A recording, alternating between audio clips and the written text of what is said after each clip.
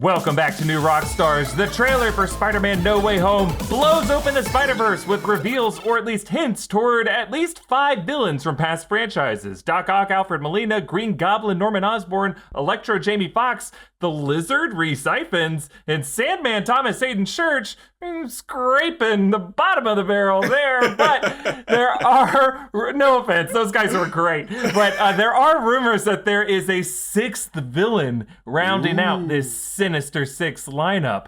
How the hell is there room for anyone else in this movie?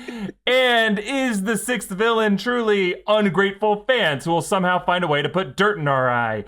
This is Rogue Theory, the show where we pitch the wildest theories for the nerdy titles we love. I'm Erik Voss. Going rogue with me in this week of weeks is Mastertainment MT. What's going on, guys? It's Spider-Man week. We made it. We are here. We are blessed with the trailer. Also here with us is host of the Filmlosophers podcast, Eddie Villanueva. Can I just say, it's about damn time, because I didn't think we were ever going to get this trailer, and now that it's here, I'm still not even sure we saw it. I feel like it's still a simulation, so yeah. I don't know. I don't know. It was all a dream. We're all dreaming. And swinging in from her own dimension, it's Jessica Clemons. Hey, I'm proud to say I didn't watch the leak video because I'm a true fan. Oh my God, true patriot right here. I'm proud of you. Oh God, what did you just do? It's the canister for the computer, and I always accidentally get high off of it. Accidentally, Jess. Accidentally. Likely story, Jess. You guys found out my favorite paper pastime. bag on the table, and accidentally. Yeah. You guys don't worry about anything. Don't worry about anything. Just now don't look at me. Worried, Don't look at me. though. It's impossible. Well, the No Way Home trailer teased 5 iconic Spider-Verse villains: Doc Ock, Green Goblin, Electro, Sandman, the Lizard. But rumor has it there is a 6th hiding in the shadows, maybe even hiding in plain sight. So who do we think this villain is? The trailer gives us lots of clues that maybe Doctor Strange might have a bit more of an antagonistic relationship with Peter Parker than we thought. Also some clues pointing to Mephisto. And there's plenty of other Spider-Verse villains left over that we don't really know yet. Like Michael Keaton as the Vulture, Scorpion, is Mysterio still alive? Venom and Carnage, are they gonna whip into all this? Maybe an alternate Peter Parker? Let's go through all these options. Let's start with Doctor Strange. Do we think Doctor Strange is going to be Peter Parker's enemy? Yes. Okay, dude, I've been watching this trailer over and over again, and the hardest things about these trailers are piecing together their outfits and being like, he's not wearing this in this scene, he's not wearing this in this scene, there has to be a different person. Also, like, he didn't have this broke in the later movie, blah, blah, X Infinity. So I would love, this is also Rogue Theory, so why not go rogue? I would love for this Strange that performs the spell to actually be a variant of Kang the Conqueror. Ooh. Now, I know, like, because he was saying that he was just like, oh, a bunch of me's are coming, a bunch of me that are really smart, a bunch of sorcerers that are really evil, and instead of being the evil sorcerer, but I would love it to just be Kang, like a variant of Kang just popping in there, and that could be the 6th one. I think it would be just so grounded for, like, after Loki, but I don't know how serious it could possibly be. I don't know if, like, because I was also, like, trying to figure out where the timeline matched with all of this, and it seems like it's so far that it could be true.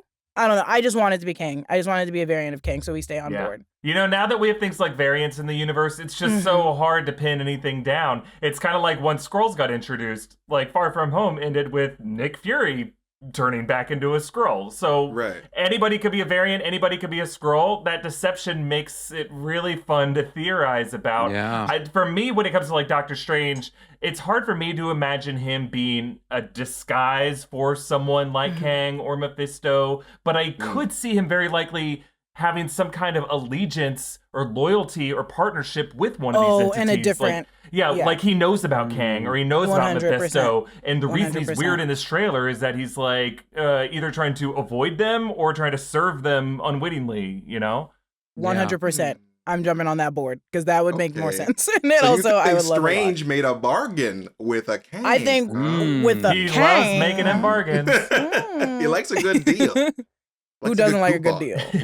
I think MT hit on something though too as well, because I think one of the biggest things that we as the MCU fans have kind of pulled away from are the events that happened in the first Doctor Strange movie.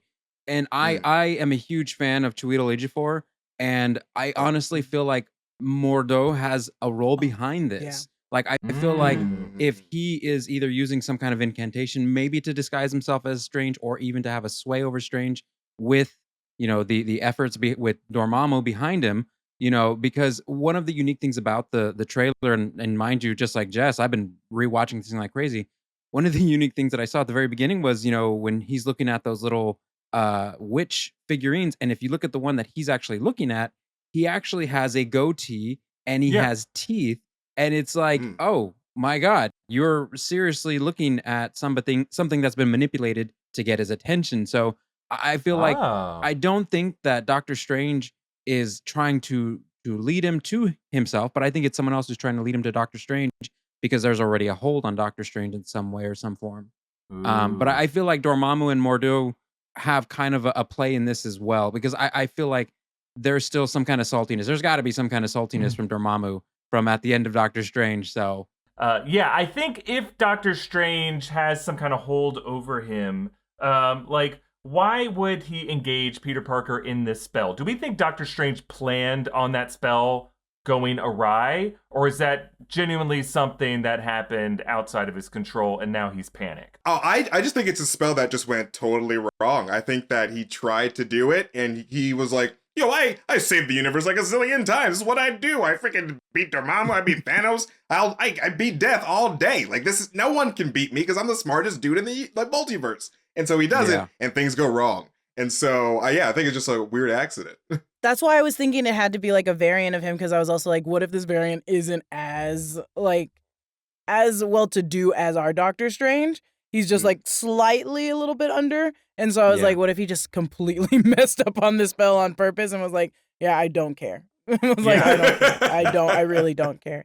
See, I think Doctor Strange could be an antagonistic force to Peter Parker in this movie, but I don't think we would consider him the sixth villain, because in my mind, the only way that works is if Doctor Strange is the only villain and the other Sinister Six characters we're seeing are actually neutral characters or people caught up in a mess, and then they don't really know how they tie into the broader plot, and it's like Doctor Strange pulling all the strings. So I wouldn't consider Doctor Strange as the sixth villain. He would just be like the twist Kang behind it all, or whatever you would. Would you consider the coming together of the Sinister Six or Sinister Seven, however many there may actually be that haven't been told? Do you think that's something that's going to be preconceived prior to the events of whatever Doctor Strange and Spider-Man do, or it's going to occur during the film? That's kind of a question, right? Like, how planned was this multiverse collision? I mean, if you consider someone like Kang or Mephisto being behind this, ultimately planned, everything's going according to plan. But if you consider it like an accident, then Eddie's other alternative is probably truth, that they just meet each other and they're like, hey, you're from another universe too? You're from another universe? Hey, there's like 6 of us. You get your ass whooped by Spider-Man? I get my ass whooped by Spider-Man. We have so much in common. I got my ass whooped by Spider-Man. That honestly, and it's like, imagine a jail cell where they all got out at the same time. It's like, we're going beelining for Spider-Man. So why not work together just like immediately when you come out of that hole to just go find the first man in a spider suit and See, I think it's the latter. I think like these characters are going to be trapped in a kind of prison. I honestly think like that cube is a pocket prison. It's a Ghostbuster trap, and they all share it together. And it's going to be like Usual Suspects. They're all in confinement, and they're like, hey, let's plan a new gig, a new heist together. And it's like the cops created this scenario by introducing these criminals together. But in The Usual Suspects, there was a Kaiser Soze at the end of the day. So we should talk about Mephisto. There either already is a video on the channel or there will be a video soon with my whole theory on Mephisto. But there are some signs pointing to like Doctor Strange being unusual, that Devil in Disguise sign, the One More Day comic that this seems to be based on. But my gut tells me that we're not going to see a devil smiling at someone through a mirror unless that devil is Willem Dafoe doing his bit. Like I don't think Mephisto's going to be in this movie, but I think, as always, characters could secretly be manipulated by Mephisto. Like, I think we may see like a post-credit scene where Doctor Strange just hears a voice from the shadows, and that's what's freaking him out and what causing him to make these irrational choices. But what do you guys think about Mephisto? Sorry, just quick and easy. I don't think he's going to show up in this, but I do think they're definitely teeing up, if they want to, down the line, to literally slide him in. There's so many places to put him, and also they're just like teasing us by putting like so much stuff in there. Yeah, I think so too. They're just doing that because they're tired of everybody. They're tired of us being like, he's there. He's tired of They're tired of Voss. Cover your ears. They're tired of Erik Voss. So I didn't have time. They're tired of him bringing up Mephisto and everyone riding that train. But no, I don't think he's gonna show up in this. They're like, is Mephisto even on the board? Hold on. No, yeah, every scene. And there's so many times I've watched so many different videos of people being like, let's zoom in, like enhance to find an M, like a red M or something. And I'm like, no, you know dude, what? it's not Mephisto. And that's what drives me crazy. People think those are new Rockstars videos. We didn't do that crazy of shit. Nope. These are these TikTokers who steal our shit and then put that incredible Syndrome song over it. It is. Zoom it. Wow, wow, wow, wow, wow. The amount of times that I'm like reading just like friends talking about it on Discord, and they're like, yo, wonder what Erik Voss is gonna say. And I'm like, how does everybody just like, Voss didn't come up with this. It wasn't Voss's thing. I never said the butterflies were Mephisto. I never said the crane was Mephisto, but everyone thinks I said everything. I mean, was hey, Mephisto. Any publicity is good publicity, but still. No, it's not. It's not. Not when it comes to the devil. He's like, Jessica, how dare you? How dare you? But I think Mephisto ultimately is kind of maybe too big of a villain to be considered the sixth of six villains. Like he would overshadow the others with his cosmic devilish powers. Yeah, so, he doesn't need the others at all. He can just do it himself. He's a cosmic villain. Yeah, he's the Justin Timberlake of that super secret boy band. There you go. I'm going solo. I don't need y'all. Yeah. One day, Mephisto will apologize for making a single about Britney, and then his Britney is trapped in conservatorship. Anyway, exactly. But let's talk about some lower tier options who could be part of Sinister Six lineup, like Vulture or Scorpion. Mm-hmm. Are you guys thinking we might see them again? Yes, I think, because my guess for the sixth member of the Sinister Six is Prowler. Because we had Donald Glover in the first movie, and they set him up to be Prowler, and we haven't seen that yet. And since it's the third movie in this trilogy, and obviously they're most likely going to make another Spider-Man trilogy, it's probably going to be a Spider-Verse trilogy, fingers crossed. But, we haven't seen that actually develop. So we could see either Donald Glover variant from our reality, or seeing a variant from another reality and popping up and being like, yo, I got beef with you, Peter Parker. Or maybe he could be seeing Miles Morales, because like in the trailer, we see that Peter Parker is wearing the Raimi Spider-Man getup. And so what if all of the villains are seeing their version of Peter Parker, and like maybe Prowler sees Miles Morales because like that's his Spider-Man, like different versions of Spider-Man, I mean. So like they see their Spider-Man. Just like, like, I don't know, like I'm just gonna fight. We all have personal beef with like this spider avatar. I don't know. I would love nothing more than for all of the villains to be fighting, and then Prowler just like, yeah, I should be fighting too, and jump into it. Because that's the only way we could let him come in. But that seems like a good idea. I like that idea a lot. And Donald Glover was an interesting thing they set up in Homecoming, and I'd love to see him show back up as part of this team.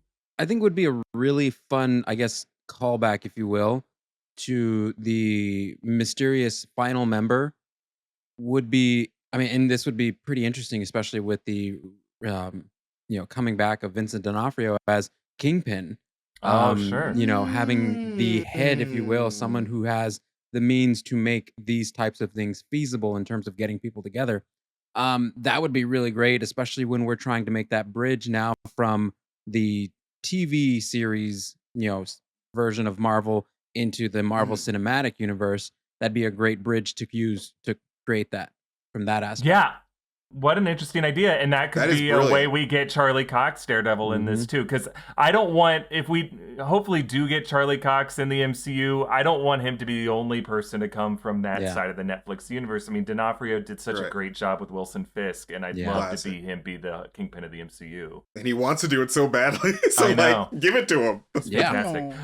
Now, I would imagine Sony's hope for the sixth member of the team would be like Venom or Carnage. Do you guys think they could show up? One of them could show up in this movie. I think they're gonna be the Stinger at the end. I think that'd be so cool too if that's how they're like gonna bring, or not how they're gonna bring them in, but I want them to show up so bad in this. How are you gonna bring in every villain, but you're not gonna bring in any of those pieces? Like, I just want it so bad, but I still hold on to the fact that I think it will be like a Stinger at the very end of the movie. that we'll see Venom or Carnage. Oh yeah, I think that the symbiote is definitely going to make some type of appearance in this movie because this is a multiverse film and the symbiotes are, a primordial, ooze from the beginning of time. So like, yeah, it just seems like there is a link that you could, easily introduce the symbiotes. And we have the Venom universe and like Sony's doing their own thing with their own Sony Spider-Man characters that I'm sure that they want to link up in some way. So there's going to be some type of, whether it's like very, very loose link to the Venom universe that's going to introduce the symbiotes. Yeah, I think that'd be really fun. Now, I have to address this. Do you think Mysterio could still be alive and Gyllenhaal could show back up? Absolutely. Yeah. That man is a snaky bitch. I do not trust Quentin Beck for 1 second because freaking Nick Fury, I say this all the time, Nick Fury faked his death in Winter Soldier with that pill that he took or whatever the hell. So if you freaking Beck had all this Stark's people and all these people like that hated Tony hanging out with him, he could have easily gotten that thing that to simulate his death. So he's just walking away scot-free. Yeah, I don't think he's gone at all, especially with so much more possibilities with his character in that universe. And if Sony decides to bring him back and make him a much bigger part as the future continues for whatever they have in store for Spider-Man, I have no doubt that's a card that they're really holding close to their chest. And they're, really hoping to play that right at the exact perfect time. Now, the last option I want to ask you guys about, do you think the sixth member of the team could be an alternate Peter Parker? Like emo Peter Parker, black suit, Venom symbiote Peter Parker could be the sixth member of the team. It's possible, but I don't really see that being something, because they're also going to be doing something like that with Into the Spider-Verse, where they're going to be incorporating many more different variants, now we can say it, of Spider-Man in that realm. I don't know if they'd play the alternate universe Spider-Man version in this one. Yeah, it'd be an interesting. I wanted to bring it up, but the alliances and alignments are a bit hard to see in that scenario. Like, would really even Black Suit, Tobey Maguire, Peter Parker want to align himself with Doc Ock and Green Goblin?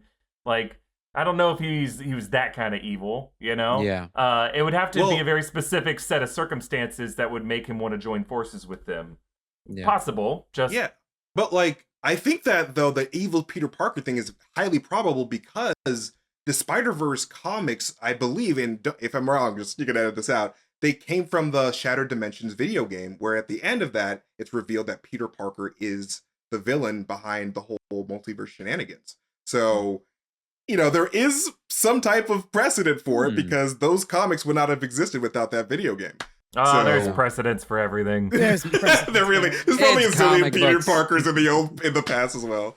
You just need to throw a rock and you have precedents. There it is. Just It didn't happen, but if they were to make a Secret Wars in the MCU, I would rather an evil Peter Parker come in then to fight Peter Parker then. Because I feel like this movie already has so much going on to make him like look in a mirror and fight himself is like another thing when he's already fighting like 7 different enemies from different timelines. Yeah. So I don't think so, but I would love to see him go against himself eventually to be like, who would win? Yeah. Peter or Peter? That's fine. One last thought. What do you guys think about Kraven being that sixth member? Or if not, Aaron Taylor Johnson. Oh, yeah, I totally forgot about Aaron Taylor Johnson. Don't sleep on Kraven. That is, you know what? That is highly probable there because like, that would be a great little stinger for like the next trailer because it's like, what? Why are we seeing Quicksilver? Why is he here? And people are going to be like, oh my God, variants and Loki. Yeah, that's 100% a really good one. That's fantastic. I would like to see Kraven. I would like to see Kraven. I love him more. I love reading him with the Sinister Six. But which is really sad to say. And honestly, please edit this out. I want to see the Lizard because he didn't have really a good job. But I was a huge fan, and I was like, the Lizard. Yeah, the Lizard's already there. Oh wait, is he in it? Yeah, he's in the trailer. Yeah. Oh, yeah, Who's he in the trailer? I don't know why I was thinking Chameleon. Well, then I'm not paying attention to the trailer close enough. You gotta watch my breakdown. That is also look. Yeah, like Lizard's in it. I thought she said Chameleon for some reason. No, I said Lizard. Lizard's one of the okay. Dr. then I Connolly. Rhys Ifans, New to Dr. Connors everything. is coming back. He swipes. Some people thought it was Venom, but he's when Peter's in a dungeon that I think is that. When he yells, It's in when that he Pokeball. yells. Wait. No, it's Peter. He's like, and he turns around, and then I like, kept this lizard freezing stuff. it, and it's too dark on my damn Yeah, camera. you gotta brighten it. So I swear to God, I kept pausing it because I kept being like, "This is someone." Edit this out, but I was like, "This is someone." And I was like trying so hard to figure it out. Should have watched the breakdown. That's on me. That's on me. That's on me. Well, we covered some great options here. I'm going to award Jessica you 1 point for this Kang idea. I think Strange might have had some connection with Kang, or either wittingly or unwittingly. I think Kang knew who Strange was. Strange might know who Kang was. So I'm giving you a point for that. MT, I love this idea of Prowler, and I honestly forget about Prowler, but in Spider-Man Homecoming, on Donald Glover's rap sheet, they list the name Prowler. So, like, he is established as Prowler of the MCU, and I think he's long overdue for a return. Yeah, Eddie, I'm going to give you a point for Kingpin. I think he is a classic Spider-Man villain. I think they already have a great actor for the part, and this way they could get both Charlie Cox and D'Onofrio in there. I'm going to give you a second point for Kraven. Because Kraven, we know, is coming soon. As he's got his own Sony movie coming up. I feel like this is going to be a place they'd want to introduce him. All right, great job, everybody. We want to talk more about the Spider-Man No Way Home trailer, some thoughts about who left the AC running all night in the Sanctum Sanctorum. But first, our merch partners at Epic Hero just released a really cool No Way Home inspired shirt, Tales from the Multiverse #1.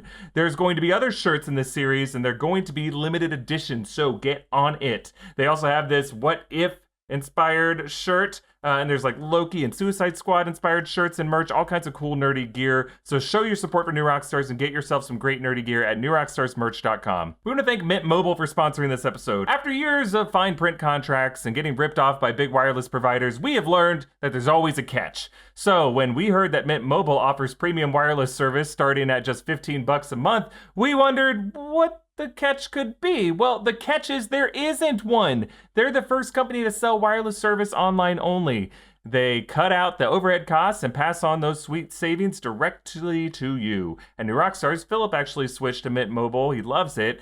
He got to keep his phone and his number, and he's saving a bunch of money. For people looking for extra savings, Mint Mobile offers premium wireless for just $15 a month. All plans come with unlimited talk and text, plus high-speed data delivered on the nation's largest 5G network. And if you're not 100% satisfied, Mint Mobile has you covered with their 7-day money-back guarantee. Switch to Mint Mobile and get premium wireless service starting at just $15 a month. To get your new wireless plan for just $15 a month, and to get the plan shipped to your door for free, go to mintmobile.com/roguetheory. That's mintmobile.com/roguetheory. Cut your wireless bill to just $15 a month at mintmobile.com/roguetheory. We also want to thank Hawthorne for sponsoring this episode. This summer, it's been easier than ever to drop our personal care routines, right? But with your personalized grooming kit from Hawthorne, it's easy to stay on track. Hawthorne is a premium grooming brand that tailors your personal care routine to your unique profile. First, you take their quiz. They asked me questions about my skin type and how often I shave.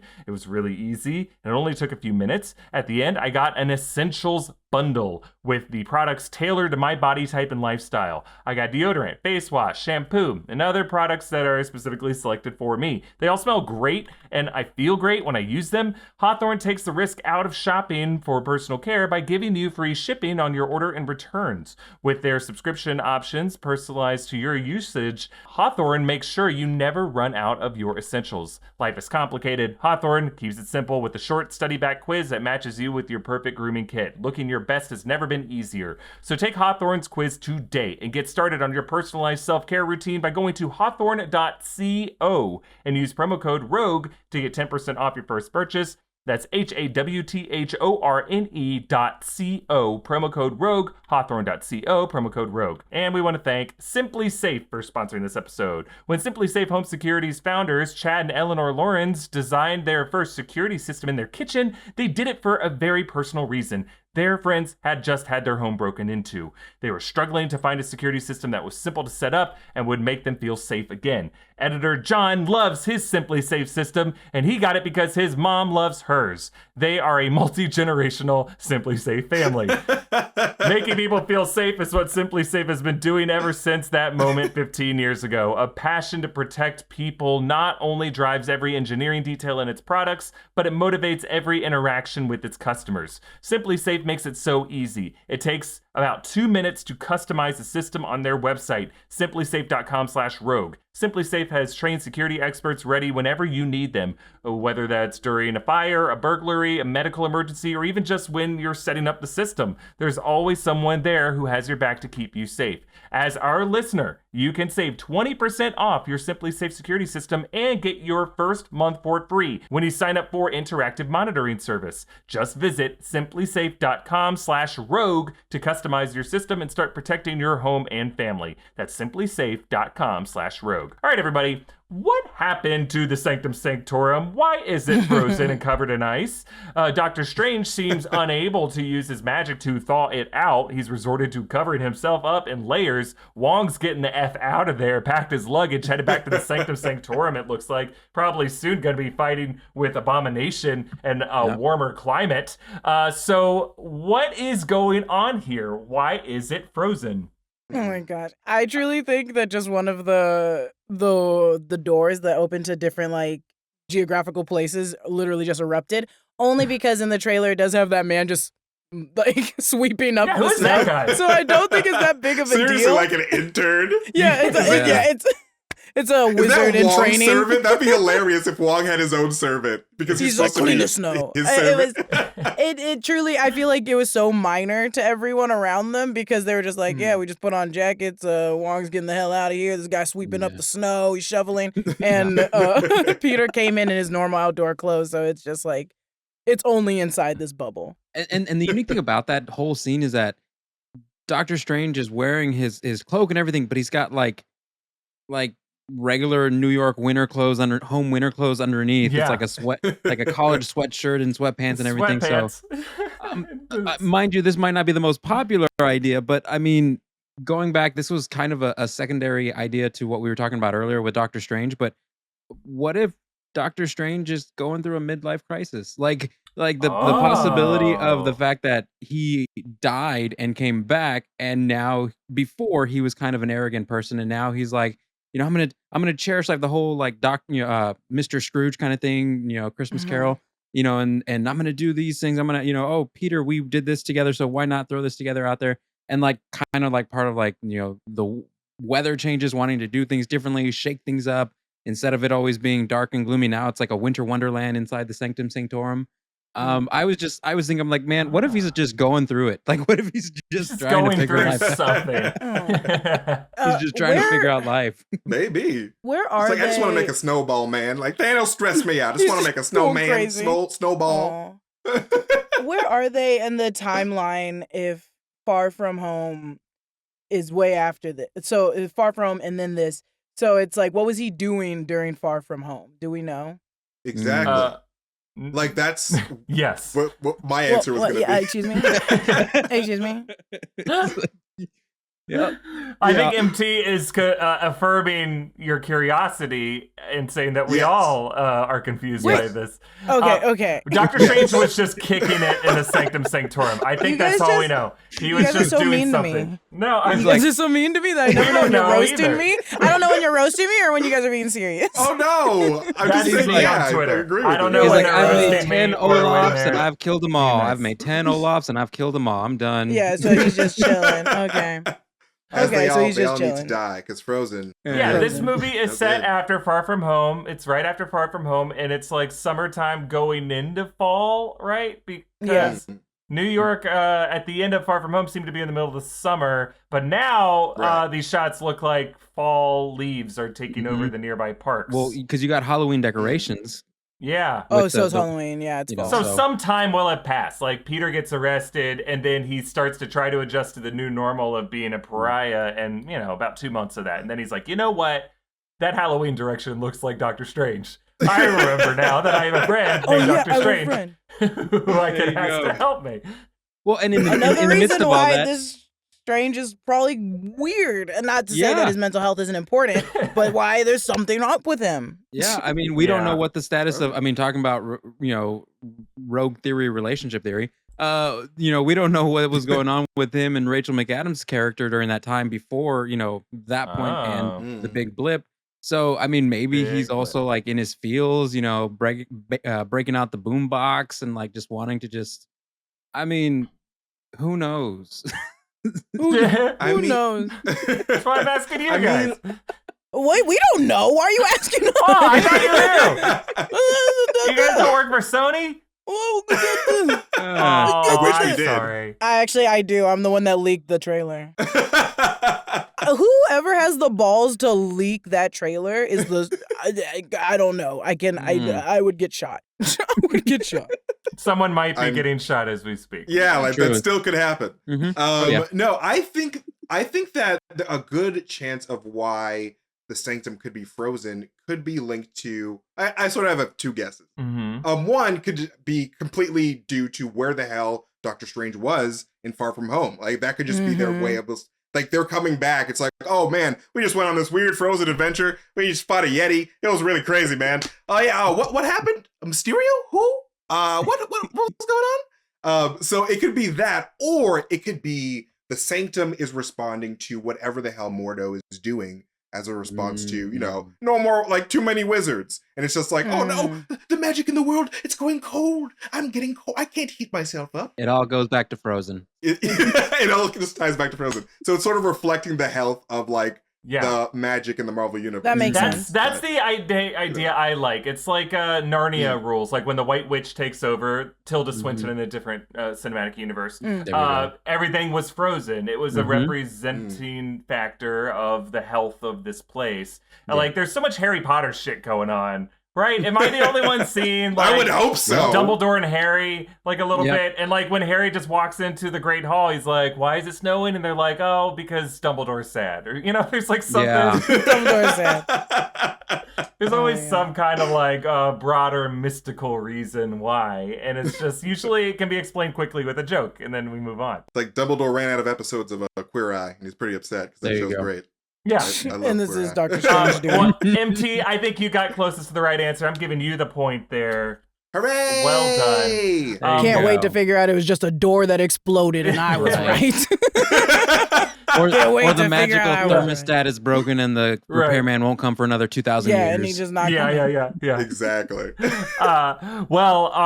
Before we move on to Rogue Questions, we want to thank Blue Chew for sponsoring this episode. Our friends at Blue Chew have a unique online service that delivers the same active ingredients as Viagra and Cialis, but in a chewable form and at a fraction of the cost. Speaking of midlife crises, Blue Chew is an online prescription service, so no doctor's office or pharmacy trips. It ships right to your door in a discreet package. You sign up at bluechew.com, consult with one of their licensed medical providers, and once you're approved, you receive your prescription within days. Their licensed medical providers work with you to find the right ingredient and strength, and if you hate swallowing pills, good news. Blue Chew is chewable just like it says in the name. So if you could benefit from some extra confidence when it's time to perform, visit bluechew.com for more details and important safety information. And we've got a special deal for our audience. Try Blue Chew for free when you use our promo code ROGUE at checkout. Just pay the $5 in shipping. That's bluechew.com, promo code ROGUE to receive your first month free. And thanks again to Blue Chew for sponsoring this episode. All right, guys. Back to Rogue Questions. We got some other big news this week of CinemaCon. That's where the Spider-Man No Way Home trailer initially premiered. We also got news about like the Matrix 4, Matrix Resurrections, and then the Batman. Apparently there's footage shown of that, or just news coming out about the Batman, the Robert Pattinson one from director Matt Reeves. And wait for it. Matt Reeves said, quote, that his version of Batman could be the most emotional Batman movie ever made. So I want you guys to pitch me your theories on how the Robert Pattinson Batman will be the most emotional Batman. And this is funny because this is the first like our final Rogue Question thing that's not just comedy inspired. It's like, right? How is this the darkest one possible? But you can make it funny. I don't want to. Make it funny, or no gold for you. You know what? You know what's gonna happen? This is gonna be the Batman movie where like they just take it over the top with Bruce brooding over his parents. So every scene is just be like, my parents are dead. I can't, like, and he's fighting his Batman. He's just crying. He's like, I'm doing this for you, Dad. just crying every scene. It's like, yes, an emotional Batman. We want to see the side of Bruce Wayne. I kind of do want to see that. I think this is saying I'm doing this for Thomas. He is a mentally disturbed person. At the end of the day, Batman needs therapy. So, like, it would make sense for an over-emotional Batman to just beat up everyone in Gotham with tears in his eyes. Makes sense to me. I will be his therapist. Specifically, only Robert Pattinson's Batman. But yes. I think kind of going off of MT's lines, this Batman that we're seeing is a Batman that's not really old enough to like know better, but also trying to do better. So when we saw that scene a long time ago of him just beating the hell out of someone and he just kept going, it was so like energized and charged with just like anger, and he didn't know how to place it. And that's why this Batman, kind of mirroring today, is just like, he's not a hero. It's like he's not a hero. We don't know what to think of him because he's just beating people on the street when he's like also a villain deep down. Not a villain, but he's just a bad guy deep down. It's like, who are you to say who's the bad guy? You're following these orders from people given that are also bad. Right. So who are you? I think that's why it's going to be darker and more emotionally driven, is because it's mirroring not only like what's going on in the world, but just he's just a sad boy that doesn't know what he's doing correctly. Yeah. He's a sad boy. I love that. Yeah. And I think just to kind of since we're all piggybacking on all of that, like I feel like it's going to dig deeper into just that psyche, that mental status of being angsty without having a proper outlet. I feel like Matt Reeves is going to take the opportunity to address all those things that we obviously know. Obviously, Batman is psychologically, off the level and needs that kind of help. So I think Matt Reeves is going to use this film pretty much to establish that is the foundation of the world's greatest detective, in that emotionally he's still that little boy who is with his dead parents in an alleyway, even in the form of a grown adult person, or a young adult.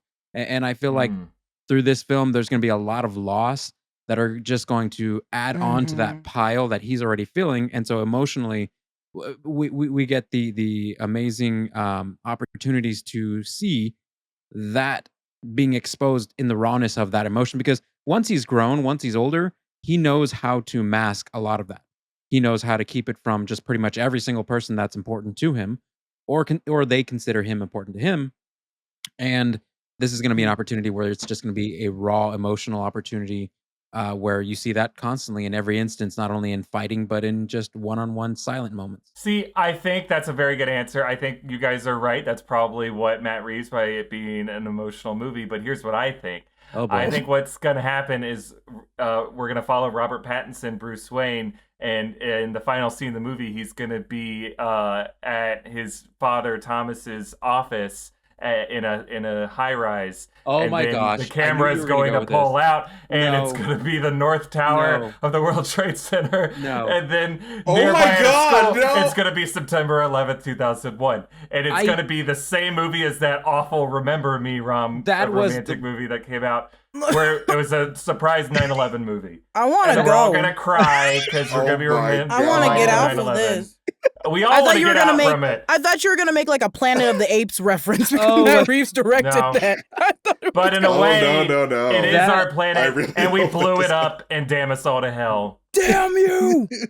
Damn you! I thought you were tiptoeing towards that. I'm like, no, he wouldn't go. Is he? And instead, I sprinted into it. Ran past the finish line and all the way into the gate of hell. Going. There we go. Oh, no. Beelining. No, I really hope it's not. Hey, you asked for an emotional Batman movie. So does that mean we're getting Pierce Brosnan as Thomas Wayne? Yes. Oh, yeah, I think it works. Works for me. Run. True. Anyway, no, we're moving on.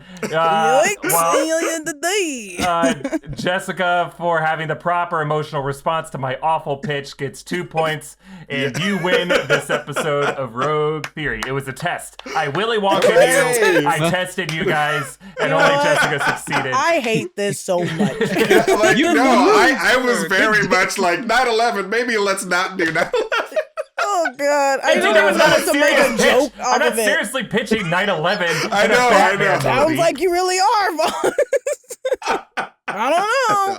Oh my God. Oh, You guys God, just that got would be too horrible. sincere in your answers. You missed the forest for the trees.